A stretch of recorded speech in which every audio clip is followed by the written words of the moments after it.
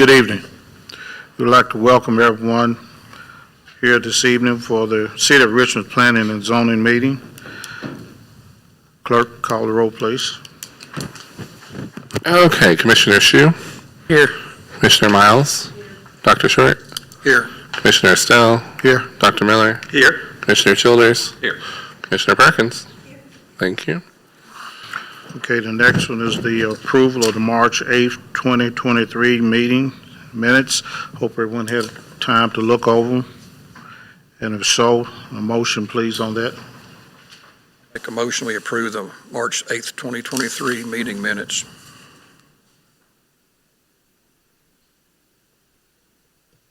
Okay, Commissioner Shu. Abstain, I wasn't here. Okay, Commissioner Miles. Yes. Commissioner Short. Yes. Commissioner Estelle. Yes. Dr. Miller. Abstain. Commissioner Childers. Yes. Commissioner Perkins. Okay, next on the agenda is the zoning classification request and regulation, Number 4, final plat approval for Magnolia Point Phase 7A.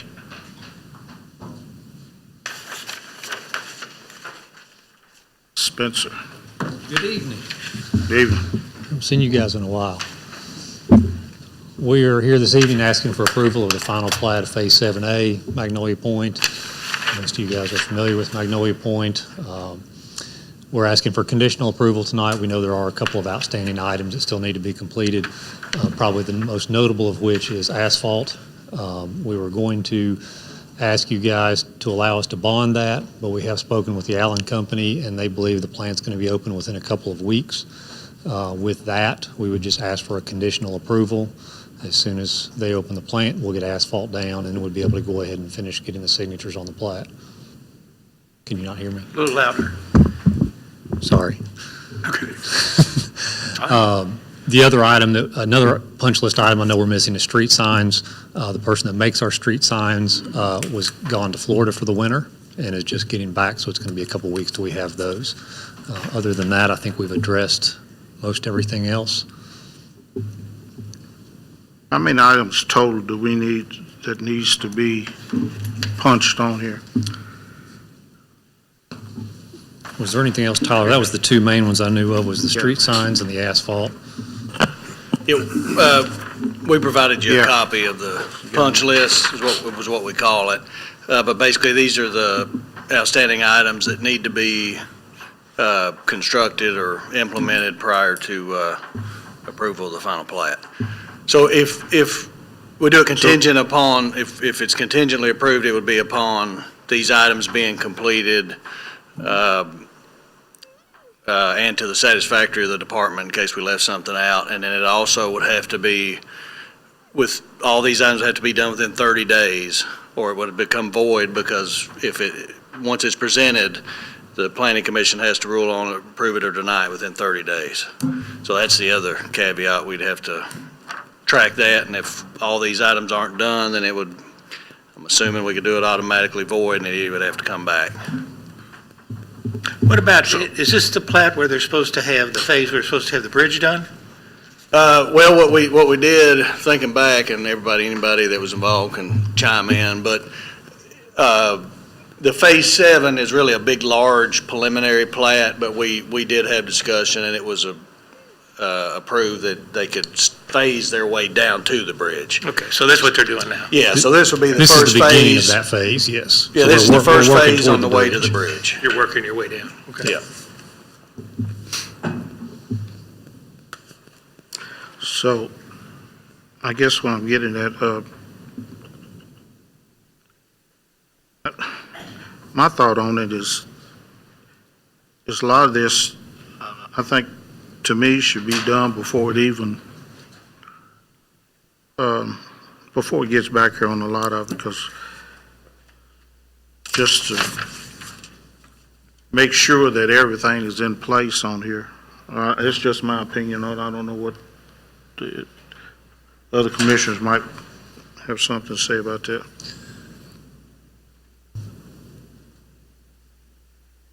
Our main holdup on this is the fact that, the asphalt plant is closed from November through March.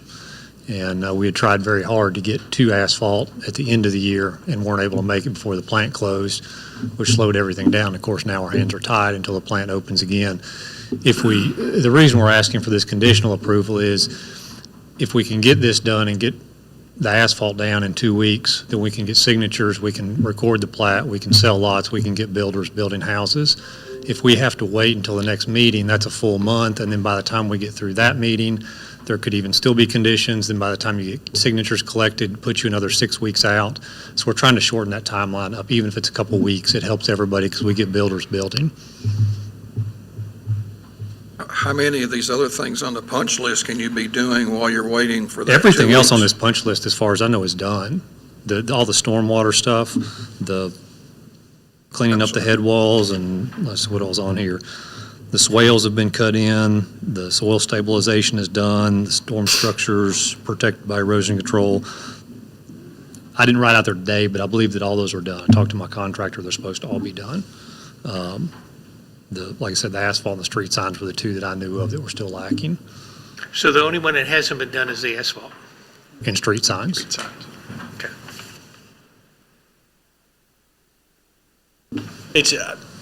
I'm not trying to railroad anything, but I think it may be done, but it's not been inspected, and we don't know what's done. That's why it's on the list. I'm not saying it won't get inspected tomorrow and all pass. I'm not saying that, but I'm just Right, saying it's- absolutely, yeah. It's not,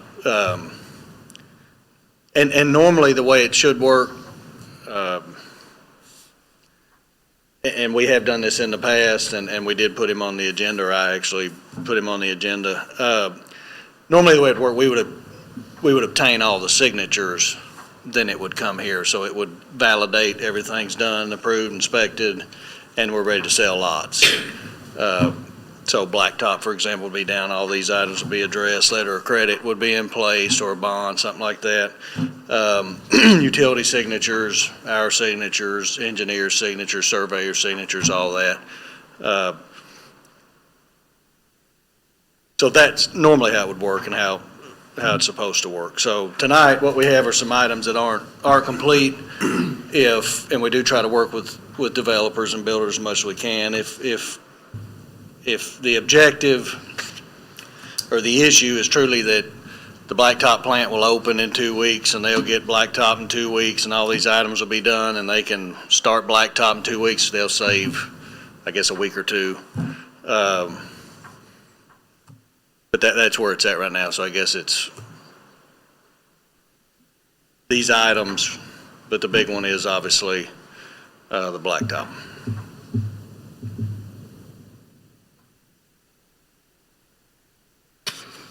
I guess I'd be okay with it as long as it's signed off by the office and all the signatures. You still have to run cameras down storm sewers. You have to do all that We've stuff. already done all that.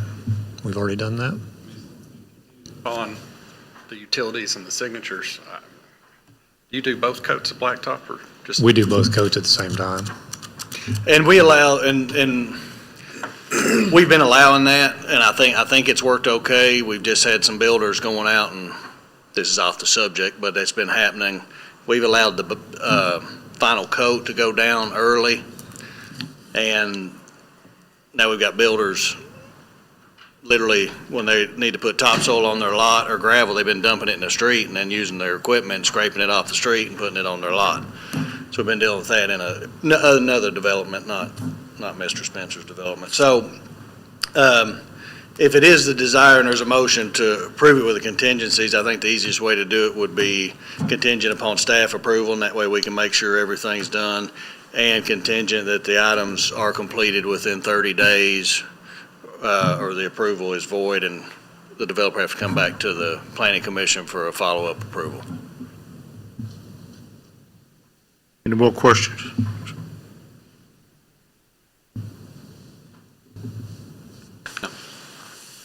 I make a motion to approve contingent upon the staff approval, utility signatures, and so on and so forth. Second. Okay, Commissioner Shu, Yes. Commissioner Miles, Yes. Commissioner Short, Yes. Commissioner Miller, Yes. Commissioner Childers, Yes. Commissioner Perkins, Commissioner Estelle. Yes. Okay, thank you. Thank you all. Thank you.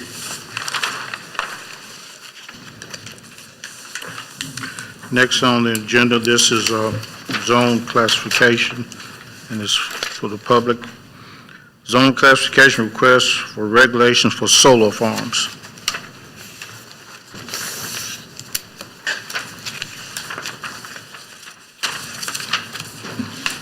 Good evening. Again, my name is Todd Osterloh. I'm with the Sturgill Turner Law Firm in Lexington.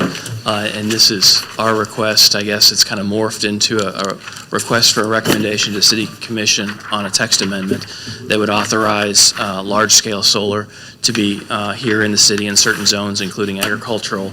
And I think last week we discussed industrial as well, but specifically not residential. And just maybe to put that context on there for Dr. Miller and Mr. Hsu, who weren't here, but maybe you've heard already the workshop last week, staff had prepared an ordinance whereby large-scale solar would be prohibited here in city limits.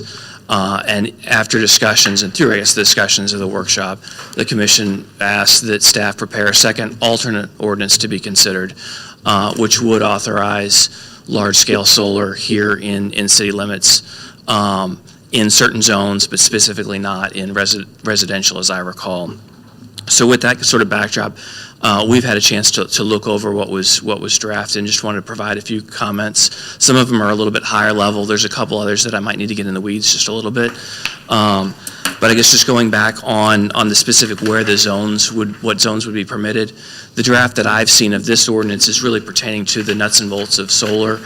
There is a provision in there that says that solar energy systems would be permitted only in districts as specified elsewhere in the code. Maybe staff has already prepared that amendment to that part of the ordinance, but I guess I haven't seen it, so I just wanted to note that. Along with my understanding that the possible inclusion of agricultural zones that would permit this. Second sort of higher level discussion is in the vegetative buffer section, it specifically says that there's an exemption if you have two parcels that are part of the project that you wouldn't have to have vegetative buffer because they're participating in the project, which makes sense. Usually we see these ordinances that exemption, I guess if you will extend to other limitations. So it's really unnecessary, in my opinion, to have setbacks from two participating landowners. Or maybe it's the same landowner with two different parcels. So I would our recommendation would be to expand that such that participating parcels in the project wouldn't have those limitations. And then there are two specific limitations that I like to talk about: sound and setbacks. And it's my understanding that the staff used the Mason County ordinance as a guide. And to be quite frank with you, there are a couple what I call poison pills from that ordinance that really make solar not able to be developed in that. And the sound is the first one. And I think this is on page 7, if you want to look at it, of the option B draft that's been submitted. And it has a limitation of 30 decibels at the property boundary. To give you context, 30 decibels is the sound of a whisper in a quiet library from 5 feet away. There are guys like me with poor hearing that can't hear 30 decibels or close to it. And so that's really something that can't function solar facilities cannot function with that type of limitation. Our position would be is that's unnecessary because there are other protections like setbacks, like vegetative buffers. But I don't just want to throw that out there and suggest eliminating it with giving you more context as to, well, what sound comes from these facilities during operation. Two main components. One is that on the panels, they're tracking panels that have motors on them that help them track with the sun to make them more efficient.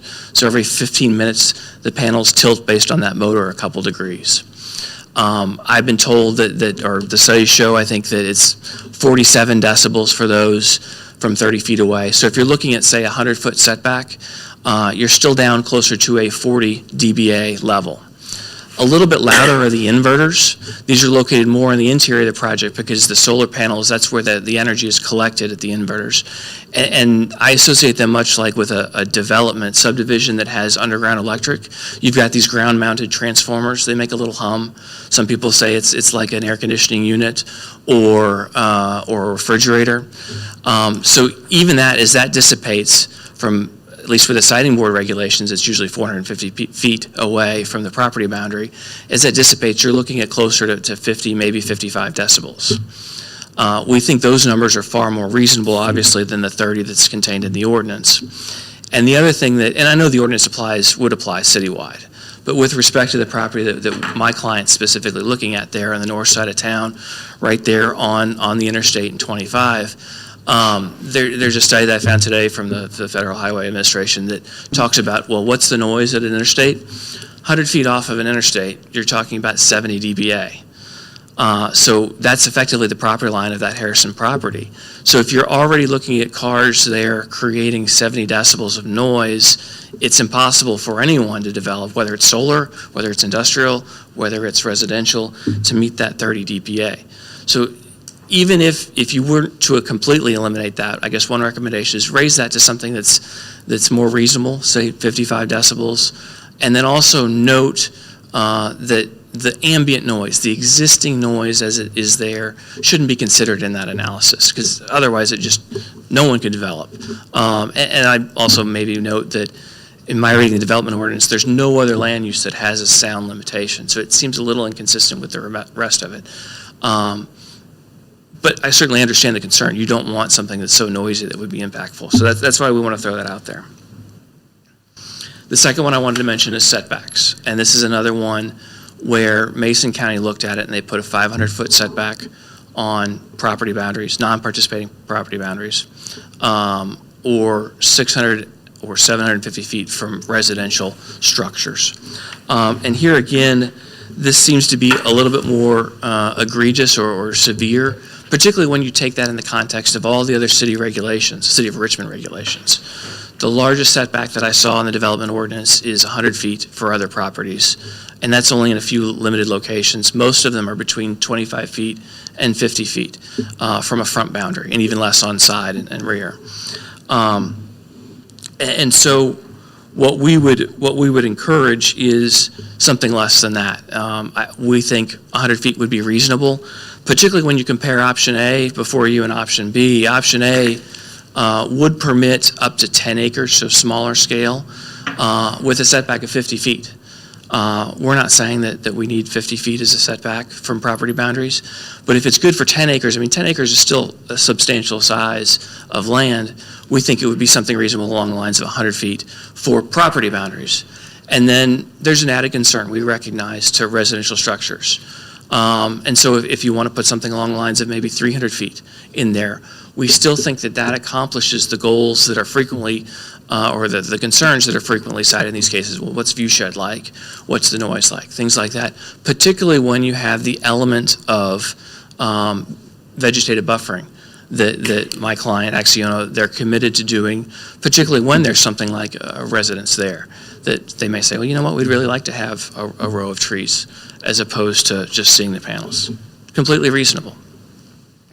There are a host of others, and this is on, I think, page 4 and 5 of the ordinance, host of other setbacks that we really think maybe are unnecessary once you have those other ones in place for residences and property lines.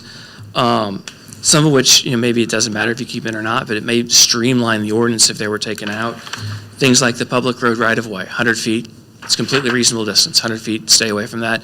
But we think that the 100-foot, our recommended setback for for the property line for 100 feet would accomplish that same goal. Scenic byways, I don't believe there are any scenic byways based on what I saw here in the city, so maybe that's necessary along with public conservation lands. But there again, if you're concerned about something that might come in the future, those seem reasonable. Incorporation limits, so there's a 250-foot setback for between the city limits and county. That certainly impacts our property because we are there on the northern side of the city. But there's really no, from what I can gather, no specific basis or purpose for that. and so maybe just not necessary. And then floodways and waterways, again, 250-foot setback as proposed by the ordinance. These are things that are already regulated, and there's federal oversight either through the Army Corps of Engineers or through FEMA, to where all projects have to comply with that. And so that may be something that's just really not necessary to regulate locally, because the projects will have to comply with the federal regulations. So that's just kind of try to provide quick guidance or our information on the setbacks. One other thing I'll just mention, vegetative buffer I mentioned before. We're firmly committed to doing the vegetative buffer that will benefit properties. It mentions in the draft ordinance, a width of 25 feet or 50 feet. We aren't really sure what that is. I've seen in the regular developments ordinance that's already in place, there's references to, well, there have to be 30 or 40 feet between trees in that buffer. That provides more specific concrete guidance for projects going forward and knowing what they need to do to develop. So you may consider adding that in there. Yes, sir. Yeah, should you have talked with our manager of planning and zoning before this? I mean, you've got all these changes, but right now, I can't sit here and scratch out and do all this. Completely understand. Should you have gone with Philip ahead of time and I and think agreed on what you should do? Sure, and I guess the concern there was just there was such a quick turnaround. We hadn't seen any draft until last Friday, and just trying to get here, and it was my understanding, we talked a little bit about this at the workshop, whether we wanted to provide more time, and so there was some discussion that, let's go ahead and keep the ball rolling, because if we don't keep the ball rolling, then we may forget things or something may happen. I certainly don't have a problem if you want us to provide this in writing to the staff, so that they have more time to think about it, consider it, and provide their information or their advice to you. That's certainly a reasonable request. I think that's what you're supposed to do. You're supposed to go ahead and tell us what changes you want, so that Philip gets a chance to look at it, compare it, and the whole staff does, et cetera. The way it is now, if you would approve it, you'd have to approve all these changes. And I'm not an expert in solar, so I can't tell you that that's going to be a good thing or not. No, I think that's a fair point. I think it's just the time. Basically, why you're here, though, is to get the change in classification, basically for solar farms, so that you could put that farm out there, the solar farms, in that area. That's correct. So if we just stick to that, and then if you all want to get with Philip about the regulations, you're going to have those in place before you can do anything anyway, right? Well, not necessarily. If you approve a use tonight and it makes a conditional use in ag without these regs, then we would sort of be back where we originally started. So we need these, the plan right now, and from the work session that we had last week, is that we have the regs in place, and then you determine what zones you want to make it conditional in, I believe is really where we're at. And based on all the discussion we had at the work session and the turnaround time, what we did is we have two options tonight, and we had what we'll call option A, which is what we presented at the work session and at the previous meeting, and which is restrictive and prohibits utility scale solar farms. So through the discussion, we decided we would basically revise those regulations and incorporate to where that you would have the ability to have a utility scale solar operation. So that's option B now. And primarily what he's referencing now is the information we put in option B. Because option A, they pretty much can't do it, they pretty much can't do their type of operation. So where we're at with B is he's now saying if we go down, and I'm not trying to speak for you, but feel free to chime in, if we go with option B, he would like to see some of those changes. And really, he I believe you did email, I think, some questions maybe about the buffer. Just one about the buffer. So he did reach out at least on that. So it's not that we both sides haven't been working on, but I do think it's most appropriate that if option B is something that we're looking at, I think it's appropriate that we just discuss the revisions tonight. We can talk about noise and setbacks and all that if that's an option. If B is not something we're going to do, then there's no point in wasting our time talking about these different changes. With that said, staff and administration, we still stick with option A, and that's our recommendation. Option B, if you determine that you think solar farms are something that we want, that are appropriate in, say, certain zones and they're conditional, then what we've set forth on option B is what we recommend as well, with the setbacks and all that. I'm not saying it's not up for discussion that you can't make changes, but these are our recommendations. You know, if you're thinking hypothetically, if we were in a situation where that, you know, maybe it was more restrictive, where we didn't have as much land available as we did, or as much ag, or it was harder to annex land into the city, would we want a big solar farm there? You know, would we want 300 acres of solar farm if that was a limited amount of land that we have? And that's kind of the way we look at it. It's not that we're against solar, and there are certain types of solar that are allowed. We just don't feel that it's appropriate that we have a large-scale solar farm that is not supporting a facility on that property, or an operation that's being sent to the grid and purchased, however that all works. That's our stance, and I certainly appreciate everything that you've said and that you've worked on, but that's still where we're at. My take on it, and I don't have anything against solar, because it's here, and it's something that's going to be with us, I guess, for a while. But I just think that the location of it, to me, because that's prime property right there, and then several years back, there had been some people to look at that about development. It was only just a few things that just kept it from going in, but for being right here in the city and that much property and prime location, I just don't think that a solar farm, to me, would be appropriate to go right there. I don't know what everybody else speak, but that's my take on it from that. Again, I don't have anything against the solar, but I just think the location of it is what's I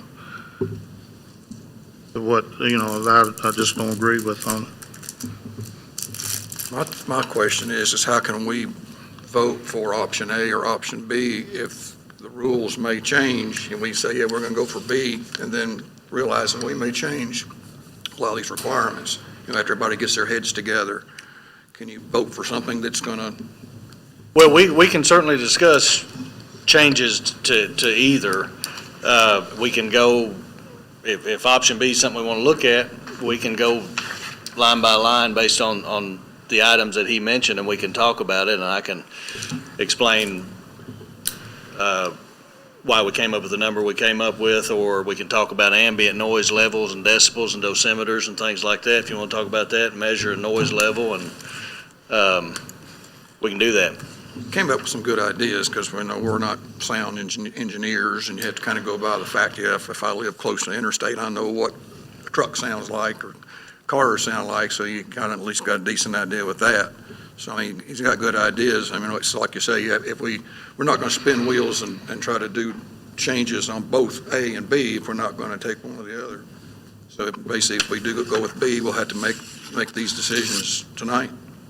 Oh, we don't have to, but I would recommend we've been doing this for a year and a half, I think, and no matter what I do or what we sit down and do in Been on this for a long a time. conference room, we've I'm still just- got to bring it back here and talk Right. about it. And but as I said,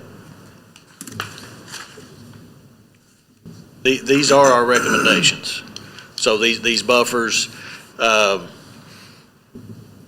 There's actually some apps that can give you an idea of what 50 decibels sounds like, or 60 decibels sounds like, or 85 decibels, which is the allowable 8-hour time-weighted average by OSHA if you work in a facility is 85 decibels. But that's if you're in a facility, right? When you start exceeding that, then you have to start wearing hearing protection. Mhm. So when you think in terms of you're sitting on your back porch and you live in an agriculture area or a neighborhood that's around agriculture, do you want to hear something that is at 50 decibels? Do you want to sit on your back porch having your coffee and you can hear a motor running? And I'm not saying that'll happen, but that's why these are set up the way they are. We wanted to protect that. So our biggest concern, quite frankly, is the use of land and the limited amount of land that we have, and if this is something that we want to allow. The second one is to protect residential zones. That's our two primary, if, one of the things brought up, if you have two solar farms side by side, why do you need setbacks? Well, our industrial zone is kind of that way. You have 0 side setbacks because you have two factories there together, for example. But the difference is normally you don't build a factory and in 50 years tear it down and reclaim the land, right? But if you have two solar farms there and this one decides the lease is up or whatever and they remove that solar farm, well, that's still agriculture land because we're leaving it ag. Well, then that's going to then either be farmland or somebody's going to say, I want to build houses or whatever, and then we have a 20-foot setback with a solar farm. That's why that one was that way off the top of my head. So if we want to go down, if we want to talk about each one and go down that, we can. It's however you all want to handle it. Sounds like we need to decide if we want a solar farm there or not. That's the first. And I hate to go against your recommendations. That's what we got you for, is to give us your recommendations and what you think. So I don't think we should vote on what they suggest. Don't you? It's the most protected, in my opinion. Yeah. Well, it may not be in the long run.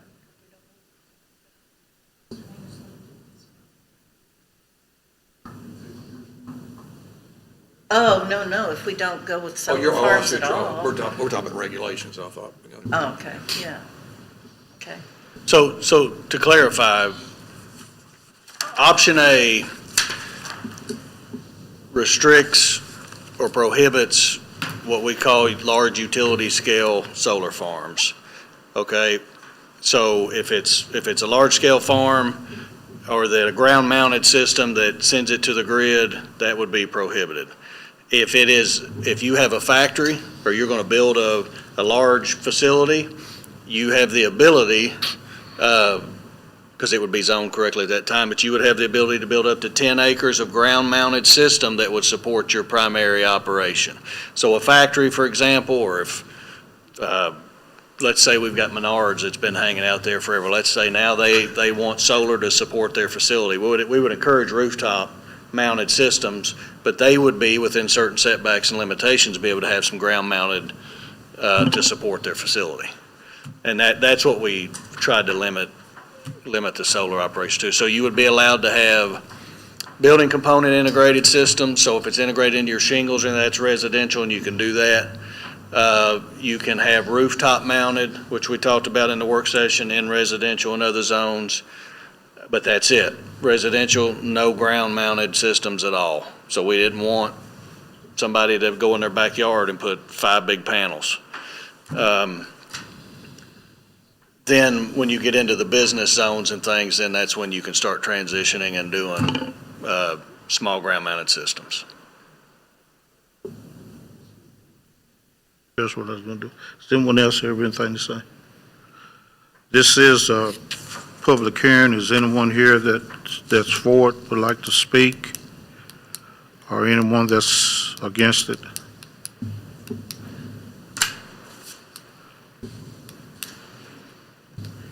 Okay. Don't like the idea of waterfront Can't get it. somewhere else. Be, what they utilized here. Do the DPG.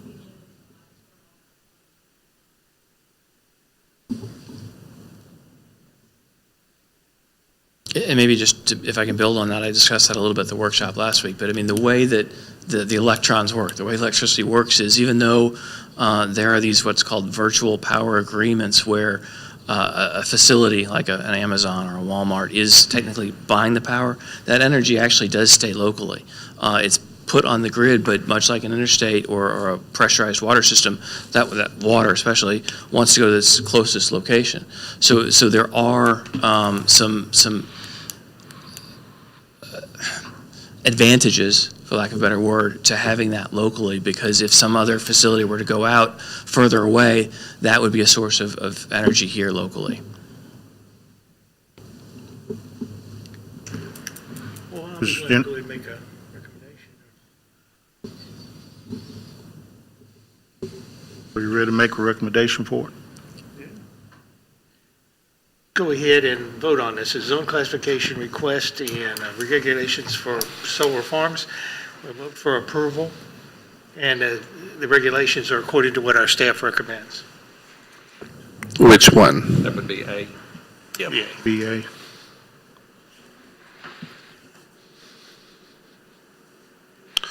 My only issue with A was that you still, I don't think you ever put in, nothing on the front of the house. I'm not gonna do that. We didn't make that change.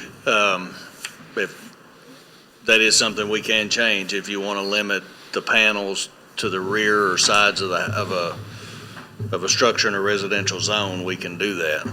But just add that to the motion if that's something that you want to do. Talking about on the rooftops, right? Residential. Dr. Miller, what we spoke about at the workshop is, I don't like them on the front of a home because I think Oh, I they don't either. distract from and if I lived across from a house with that, I would be upset with that. So that's why I recommended that solar panels, if they're going to be rooftop, be on the back of the side. Okay, so she just amended my motion. Oh, okay. Okay, that's just the easiest way to do it. And then, you need a second. Work for you? As this is including the solar farm too, right? I'm sorry. Well, if you take option A, then it'll adopt that text. But we haven't agreed on the solar farms yet.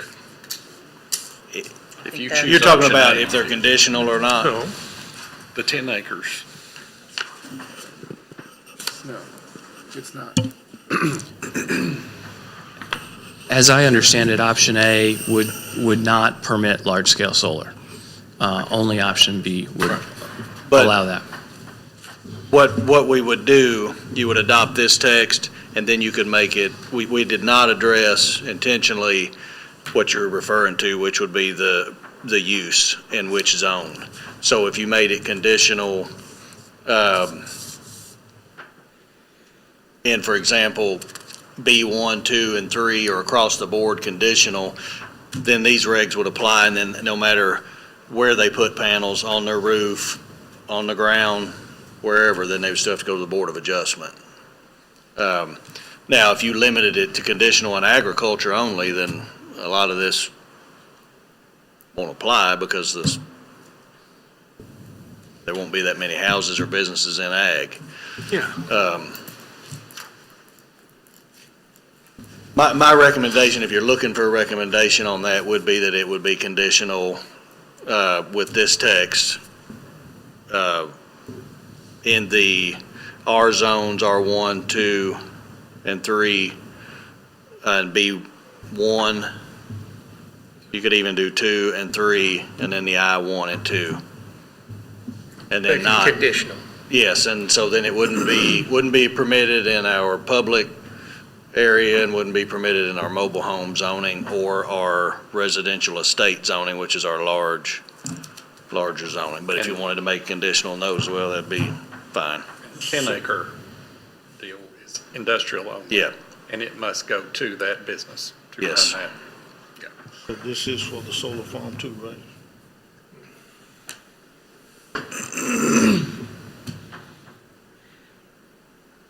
Is Who had the motion here? I did. Did we Dr. amend the Miller motion? Dr. Miller started the motion, Ms. Perkins finished it, and then Philip gave a recommendation. So I just need to know what the motion is. I would take his recommendation. Okay. A long, complicated Okay. recommendation that he gave. So I have it as, if it's your intention, motion to approve option A and make, with no solar panels in the front of the house, sorry, and to make SES solar farms conditional in R123, B123, I12.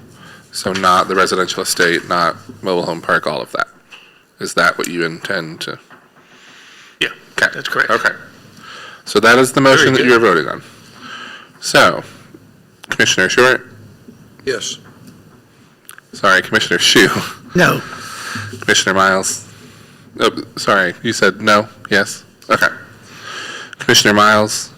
Yes. Commissioner Short, you said yes? Yes. Commissioner Miller? No.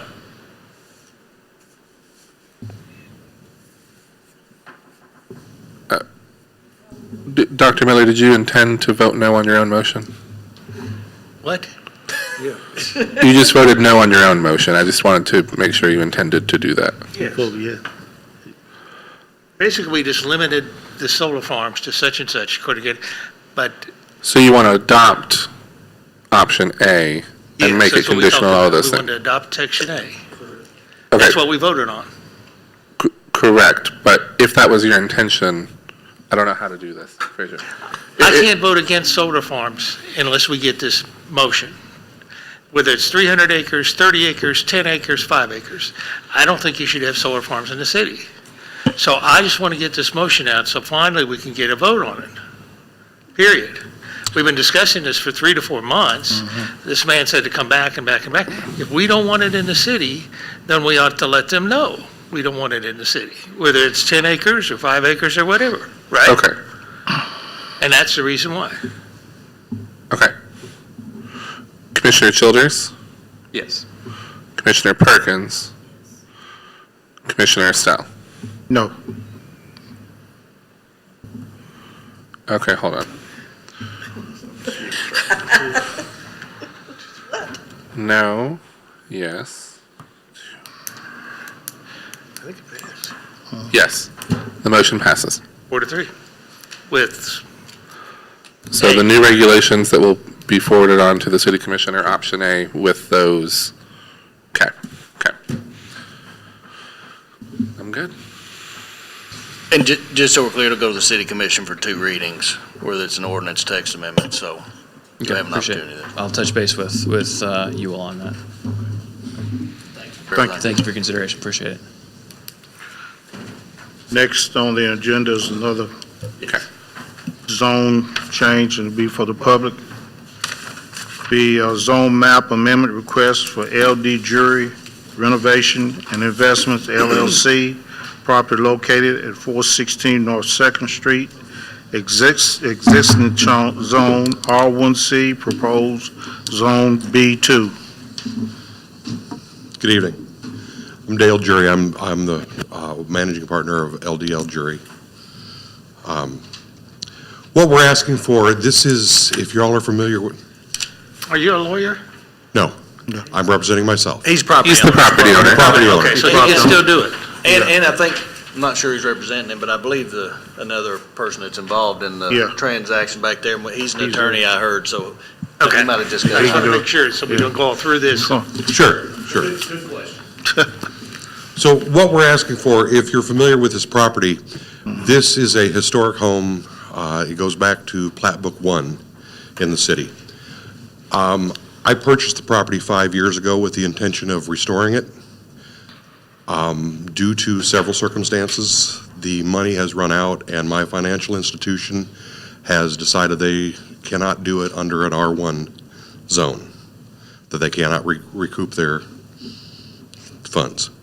So I've been trying to sell it for about a year, and anyone who's made an offer has run into the same situation. They can't get a commercial loan with it zoned as R1, and so, and they're not getting any luck getting funding for residential. So what we're asking here is, we have an interested party who has put an offer in, with the conditions we get it changed to Zone B2. We really wanted Zone B3, however, we found that we don't have enough road frontage for B3. So we've dropped it back to B2, which gives him flexibility. And the biggest thing here on this is, I bought the property to save a historic property in Richmond. Without this zone change, that property has a very good chance of falling back into a blighted or a derelict property. Because there are no more funds for me, there are no options. I have searched for over a year for other options, and there's none available to me. So I'm asking you to make the zone change to try to, the purchaser is a person who is going to maintain the historic character of the building and simply wants again, it comes down to the financing side. He needs to be able to get a commercial loan to put the investment into it. I'll be happy to answer any questions. Yeah, I do know it's been well, I've been by there several times in the past. Didn't know the situation, but I do know they've been working on it for a pretty good while. Yeah, I've got quite a bit of money invested in there, and there's over the another- last 5 years. Another one of these historical places that's there.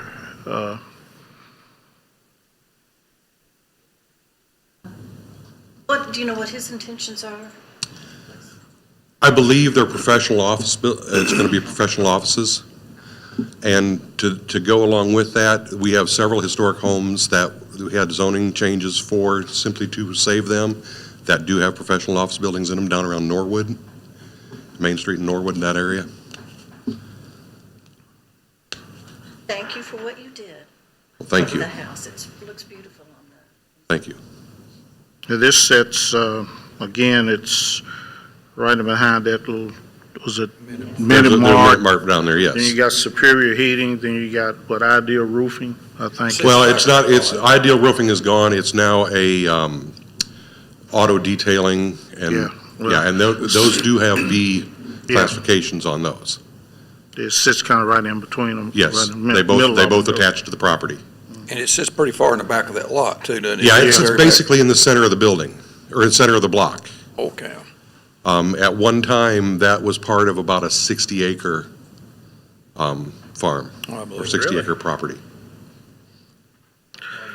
And it's not on the historic list, is it?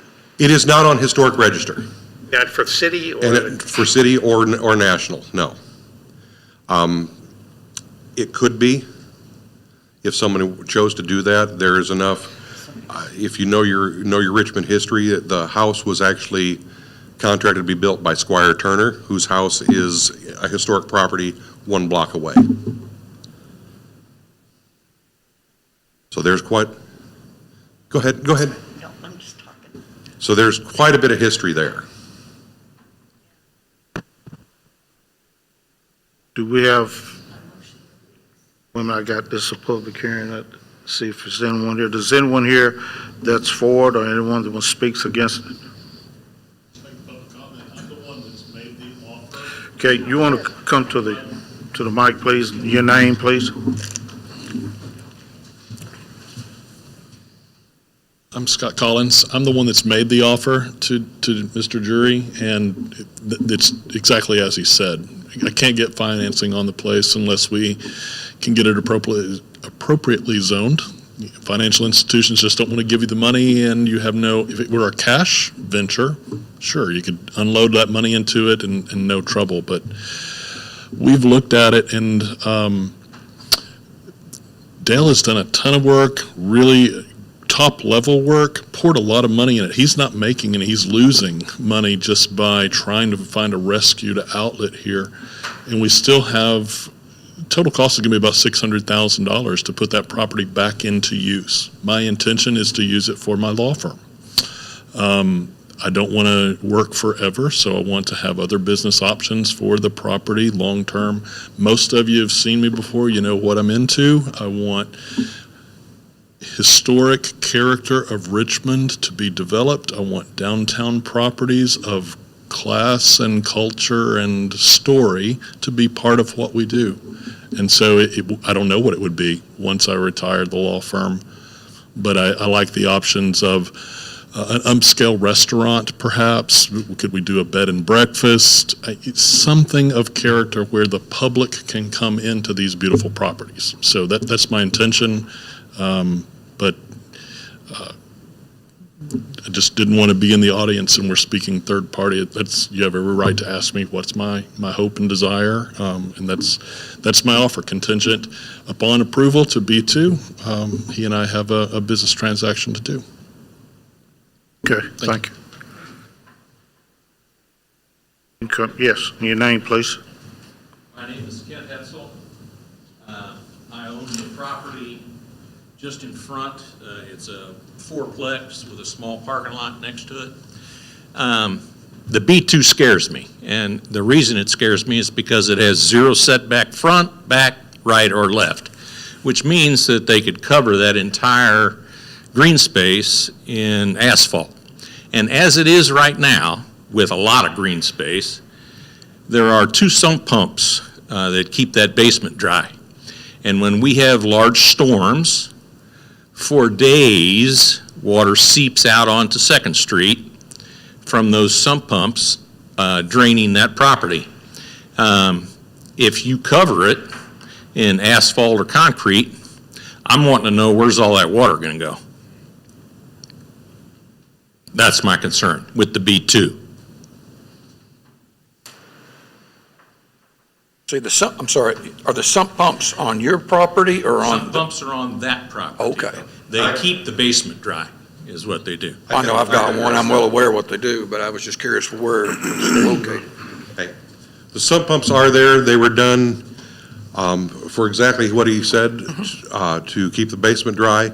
The reason that they are right now just emptying out onto the ground is because we have not yet put our sewer system in and been able to do a drainage. When the drainage goes in, you can then put a drain to prevent the running off like that. They're in temporary. They haven't even been plumbed properly through, or I should say properly, but through where they sit, the way they would be in the final. So, but having... Bill, is that the 2 pipes sticking out of the side? Yes, All right. yes. Well, he will not be allowed to do that, I can assure Well, you that's what I was that. gonna So ask. we'll Yeah, address The that. inspection on it, I'm pretty sure that they would. I went Yeah, by the other day. I was wondering what those were. No, Yeah. that's a sump pump on either We'll side. do that. Just to be completely honest, I put about $25,000 to $30,000 in the basement of that house to prevent water coming in. Those sump pumps don't pull water out of the basement. Those are coming out of a drainage system that goes around the house, basically a French drain. Until I was getting to my plumbing section and so forth, they were just done there to keep the water away from the foundation. So those are not a permanent fixture, or the way they're set up are not permanent. So Philip, that would be something addressed at the time the inspection on Yeah, it? absolutely, because these are just coming up out of the ground. I actually didn't even know what they were because the way they were done, and I understand it's temporary. But to throw a few things out, outside of money and historical stuff and who's got what going on and all that stuff, if you get back to the nuts and bolts of zoning requirement, regulation, and laws, it's important to point out that red square at the bottom, that is the gas station, that is B1 now. So and then the other red one is already zone B1 as well. So we're not, if that parcel becomes B2, that is obviously not a spot zoning issue, or we're not zoning something business surrounded by a bunch of residential only. So that's why we think it's certainly something to consider. The other thing is the one in the corner that I believe it was just referenced was I believe that one's a duplex there, things we said, but up on the corner, Up in the corner. that's been a HVAC business forever. Yeah. All right, well, it's residential zone, but the use, and it is a non-conforming use, as in it's allowed to be there now because it's been in existence so long and prior to the zoning. That's technically a business use and zone as well, and even the duplex would be an R2, so that's not even a single-family one. So we think the location is appropriate for the B2. That's certainly a legitimate concern about the setbacks, because that is a fact. Our B2 is more of a downtown zoning. To be quite honest with you, I thought they were going to come in with B3. I thought that was my understanding, and even though they don't have the road frontage, still doesn't necessarily make it impossible. But the other thing with that, where it changes use, so even if you rezone it tonight, and the facility itself's residential now, so when you rezone it and then they come in and say, okay, I want to put professional offices in the entire building, or say in the bottom and residential on top, well, that will require building permits and site plans and all that stuff, and they'll have to bring it up to conforming standards. So I may be wrong on this, I'm not mistaken, the driveway's gravel, or parts of it were gravel, is that right? There is one section where when we had to excavate that has not been repaved Yeah, yet. so for example, if there's gravel and we would require that to become asphalt, and they would have to install parking and things like that, and that's when we would try to address runoff and other things like that. And I don't want to speak for you, Scott, but I don't believe, to address the asphalt situation, certainly that's a possibility. I don't believe that's your intent, because you're trying to maintain the history and the beauty of the historic property. Is That there, would come back with the engineering after we got a site plan. I mean, it might, if there's that much blacktop, it could have to have. Yeah, maybe it'll work, yeah. Yeah. If they can meet the parking requirements and the blacktop requirements and the improved surface requirements, they can do that. But it's safe to say if they cannot, then they'll have some issues. I don't think you'll have that problem, but No, I've actually had someone come down and look at it and There you go. verified that there is enough space to put parking in the back that would not affect anything else. so it'll go through the normal process is my point. And meet Okay. like, for example, the updated parking standards that you adopted. is there anyone else? Okay, thank you. Thank you. Any other commissioners have anything to say? Okay, I'd like someone to make a motion, please. Motion to approve the zoning change. A second. Okay, Commissioner Shu, Yes.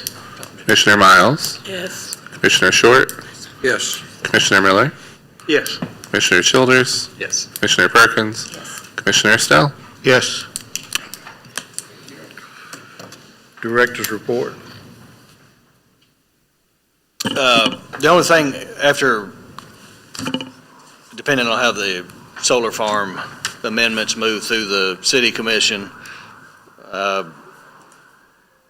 that may be something we have to readdress or tweak, or it may be adopted. But outside of that, our next plan is to bring the sign ordinance that we have prepared before you for a text amendment for that.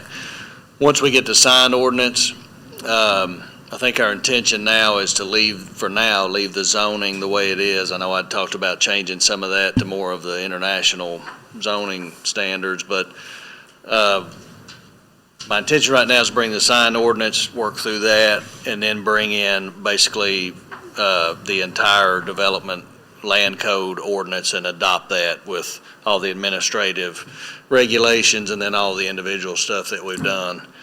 And then we would have, I never like it when people use this term, but I'm going to have to use it, a living document that we would then revise as we go forward if need be and make changes. But I think we'd have a fairly solid ordinance then, and then as things come up, like uses and stuff like that, we can address it. So we have that sign ordinance will be coming soon. And the only other thing I would like to talk about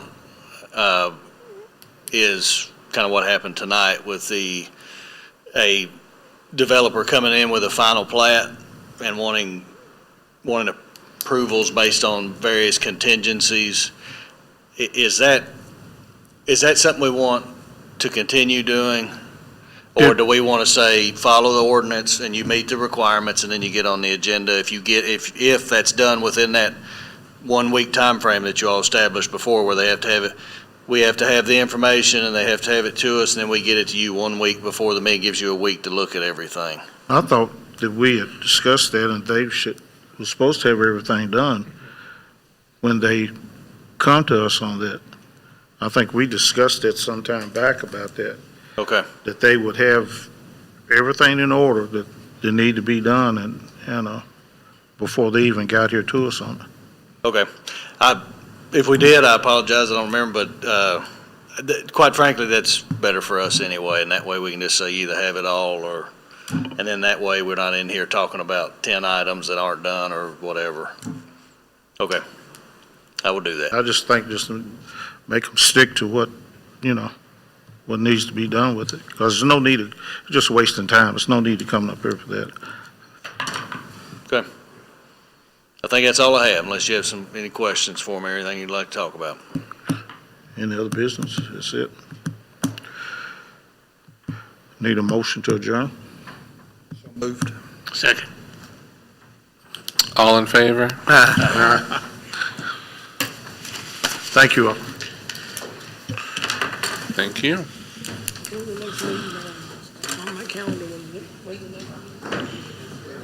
The second.